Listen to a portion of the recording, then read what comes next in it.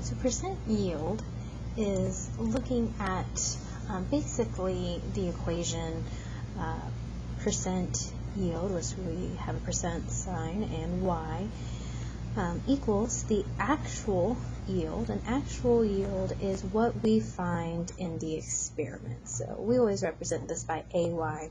This is what we get out of an experiment. Okay, so when you are doing an experiment and you're measuring something with your balance or with your graduated cylinder, this is, of course, what you get. Whereas we have our theoretical yield. Theoretical yield is what we consider to be the correct answer or the mostly accepted answer. Theoretical yield is what we determine using stoichiometry equations. Okay, and so anything that you get, okay, in an experiment, you may have a set amount and you may measure out something. That does not mean that is the right or theoretical value.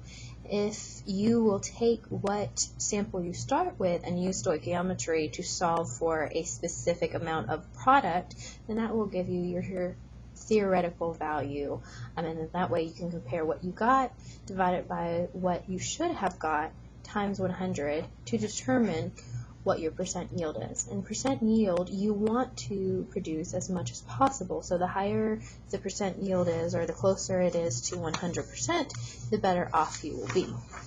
So when we're looking at percent yield problems, it is not too difficult to understand. You just are looking at word problems and you have to determine what words you're going to use. So let's pull out our unit sheet, and we are going to go all the way up to part B and look at percent yield.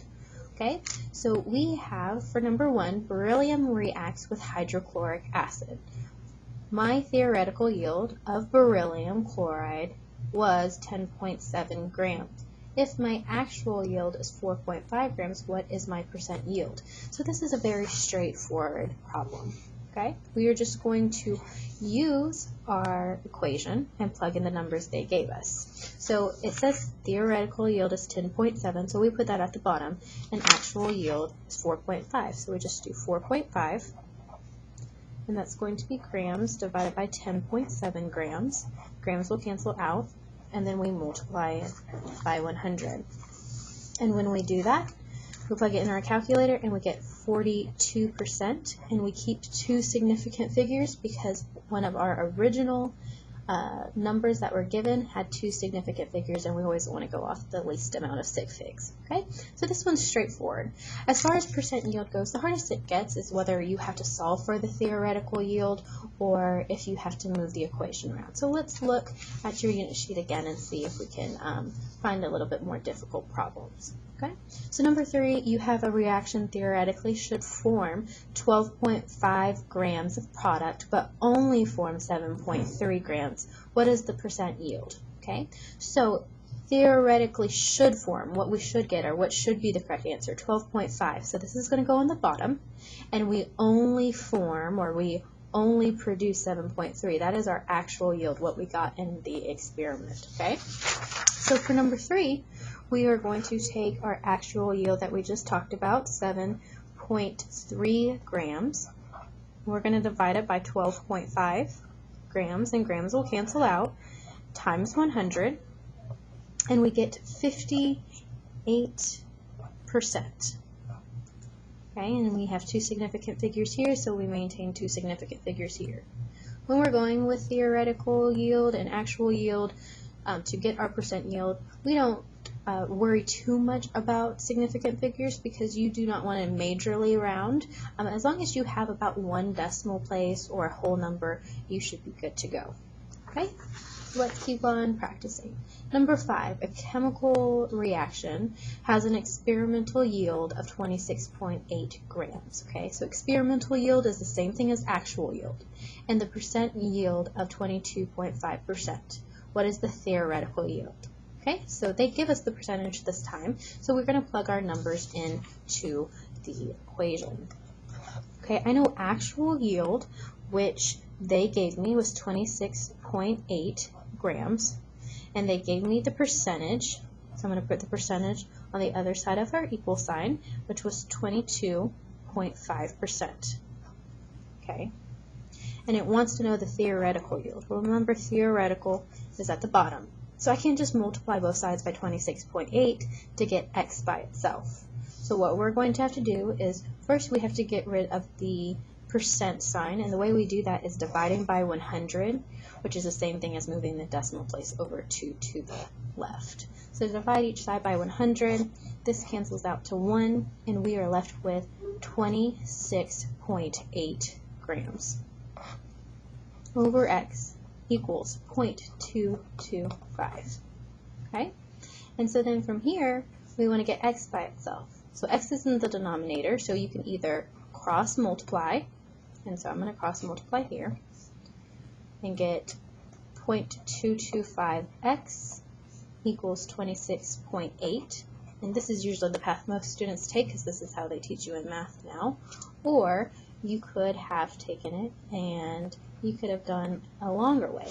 I only suggest this for those students who are very strong with their math skills. You can multiply each side by x. Okay. You get 0.225x. Okay. Notice how it's the same thing. But you got to make sure that you understand this x is in the denominator, and so we have to get it out of the denominator by multiplying by x and not by 26.8. And from there, both of them, you're going to divide each side by 0.225 to get x by itself. And when you do this, you will get 119 grams equals x. So this is our theoretical value. There's a third way that you can take this. Before you even start plugging in numbers, you can take your actual yield and theoretical yield times 100 to give you your percent yield, and you can go ahead and move around the equation before you plug in any numbers. Just make sure you know what each of these mean, okay? So I know I want theoretical yield by itself. So to get theoretical yield by itself, we have to divide each side by 100, okay? You get AY and TY, and then get your percent yield on top, divide it by 100, okay? And so you can either cross multiply, which I would suggest doing, but you can also go ahead and multiply each side by TY and then divide. This, of course, right here can get a little confusing because you're working with a lot of letters. So once again, you will only want to use this if you're strong with algebra, basically. Okay. So we have this right here. And so we divide each side by the percent yield. So in the end, you have the theoretical yield equals your actual yield times 100 divided by 0.225. Okay? And so that's percent yield. You have to take into consideration what you can and cannot move around. And so one more problem, taking it just a step further. Alright, so looking back at your percent yield problems, number 7 says a reaction produces solutions with a density of 1.22 grams per milliliter. The experimental yield of the solution is 5 grams, but 25 milliliters of the solution should have formed. What is the percent yield? Okay, so with this in mind, you have your 5 grams, okay, and you are going to divide it by whatever gram value you find for this right here, okay? So because it says produces a solution with a density of 1.22, and then we have the experimental yield solution is 5 grams, but 25 milliliters of the solution should have formed, okay? We are going to take its density and multiply it by its volume, so that way we can get the theoretical yield of the solution in grams, okay? So I'm going to take number 7 and start off taking that 1.22 grams per milliliter of solution and get grams by multiplying it by 25.00 milliliters. Okay, milliliters will cancel out. And so when we plug this into our equation, 1.22 times 25, or plug this into our calculator, excuse me, you get 30.5 grams. Okay, so this is our theoretical yield. This is what we should have gotten for our solution, like the problem has said. But you got to be careful about the wording of this. So now the experimental yield is 5 grams. So we are going to take our 5 grams and we are going to divide it by the 30.5 that we calculated for theoretical and multiply it by 100 because we want the percentage. And when we do that, we get 16.4% as our percent yield.